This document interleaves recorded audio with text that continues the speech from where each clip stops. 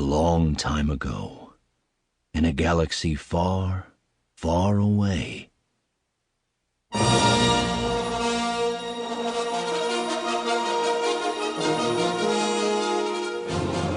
Penguin Random House Audio presents Star Wars: The Last Jedi by Jason Fry.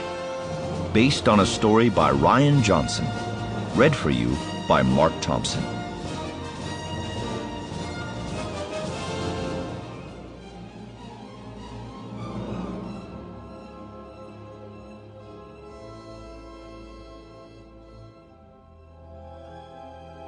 The First Order reigns. Having decimated the peaceful Republic, Supreme Leader Snoke now deploys his merciless legions to seize military control of the galaxy. Only General Leia Organa's small band of resistance fighters stand against the rising tyranny, certain that Jedi Master Luke Skywalker will return and restore a spark of hope to the fight. But the resistance has been exposed.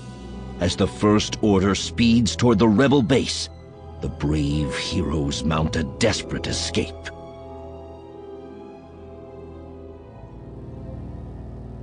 Prologue. Luke Skywalker stood in the cooling sands of Tatooine, his wife by his side. The strip of sky at the horizon was still painted with the last orange of sunset, but the first stars had emerged. Luke peered at them, searching for something he knew was already gone. "What did you think you saw?" Cammy asked. He could hear the affection in her voice, but if he listened harder, he could hear the weariness as well. "Star Destroyer," he said. "At least I thought so." "Then I believe you," she said, one hand on his shoulder. "You could always recognize one, even at high noon." Luke smiled, thinking back to the long-ago day at Tashi Station, when he'd burst in to tell his friends about the two ships sitting in orbit right above their heads. Cammy hadn't believed him. She'd peered through his old macro binoculars before dismissively tossing them back to him and seeking refuge from the relentless twin suns. Fixer hadn't believed him either, nor had Biggs. But he'd been right. His smile faded at the thought of Biggs Darklighter, who'd left Tatooine and died somewhere unimaginably far away. Biggs, who'd been his first friend. His only friend, he supposed. His mind retreated from the thought as quickly as if his bare hand had strayed to evaporator casing at midday. "I wonder what the Empire wanted out here," he said, searching the sky again. Resupplying the garrison at Mos Eisley hardly required a warship the size of a Star Destroyer. These days, with the galaxy at peace, it hardly required a warship at all. "Whatever it is, it's got nothing to do with us," Cammy said. "That's right, isn't it?" "Of course it is," Luke said, his eyes reflexively scanning the lights that marked the homestead's perimeter. Such caution wasn't necessary. No Tusken Raider had been seen this side of Anchorhead in 2 decades. But old habits died hard. "The Tuskens are gone. Nothing left of them but bones in the sand." For some reason, that made him sad. "We've hit our Imperial quota for 5 years running," Cammy said. "And we've paid our water tax to Jabba. We don't owe anybody anything. We haven't done anything."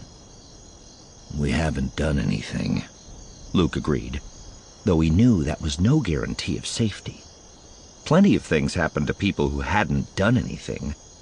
Things that were never discussed again, or at least not by anyone with any sense. His mind went back to the long-ago days he kept telling himself not to think about. The droids. And the message. A holographic fragment in which a regal young woman pleaded for Obi-Wan Kenobi to help her. Let the past go. That's what Cammy always told him. But staring into the darkness, Luke found that once again, he couldn't take her advice. The astromech droid had fled into the night while Luke was at dinner with his aunt and uncle. Fearing Uncle Owen's fury, Luke had taken a risk, slipping away from the farm despite the threat of Tuskens. But no sand people had been on the prowl that night. Luke had found the runaway astromech and brought it back to the farm, pushing the land speeder the last 20 meters to avoid waking Owen and Beru. Luke smiled ruefully, thinking, as he so often did, about everything that could have gone wrong. He could easily have died, becoming one more foolhardy moisture farmer claimed by the Tatooine night and what lurked in it. But he'd been lucky, and then lucky again the next day. The stormtroopers had arrived just after Luke returned from working on the South Ridge's bulky condensers. Owen and Beru's source of aggravation then, his and Cammy's now. The sergeant was making demands even before he swung down from his dewback. A band of scavengers sold 2 droids to you. Bring them, now! Luke had almost needed to drag the droids out of the garage. The astromech hooted wildly, while the protocol droid kept babbling that he was surrendering. They'd stood in the relentless heat for more than an hour, while the Imperials picked through the droids' memory banks, with the stormtroopers curtly refusing Owen's request to at least let Beru sit in the shade. That was when old Ben Kenobi had appeared, shuffling out of the desert in his dusty brown robes. He'd spoken to the stormtroopers with a smile, like they were old friends running into each other at the Anchorhead swap meet. He told them, with a slight wave of one hand, that Luke's identification was wrong. The boy's last name wasn't Skywalker, but Lars. That's right, Owen had said, his eyes jumping to Beru. Luke Lars. Ben had lingered, telling the stormtroopers that there was no need to take Owen in for questioning. But they refused that request and forced Luke's uncle into the belly of a troop transport alongside the droids, with the astromech letting out a last desperate screech before the hatch slammed. They released Owen 3 days later, and he had remained pale and silent during the long ride back from Mos Eisley. It was weeks before Luke got up his courage to ask if the Empire would compensate them.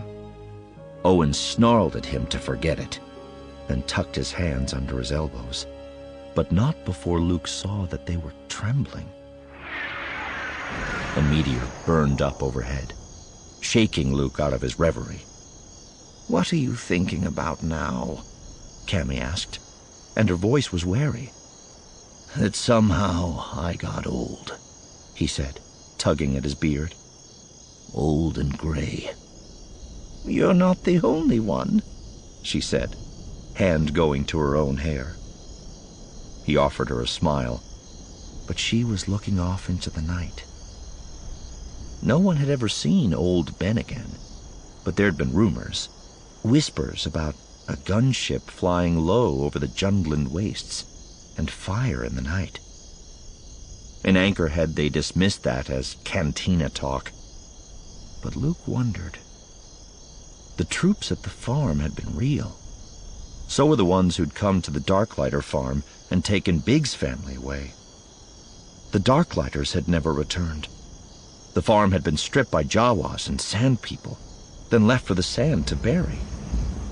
Weeks had turned into months, months into years, years into decades. Luke turned out to have a knack for machinery, a feel for the maddening complexity of Tatooine growing conditions, and a talent for good outcomes, whether it was bargaining with Jawas or choosing sites for new evaporators. In Anchorhead, the boy once teased as wormy was more often called Lucky Luke. Cammy had seen that too, just as she'd noticed that Fixer talked a lot while doing little. She'd married Luke, and they'd become partners with Owen and Beru before inheriting the farm. There'd never been children, a pain that had Sample complete. Ready to continue?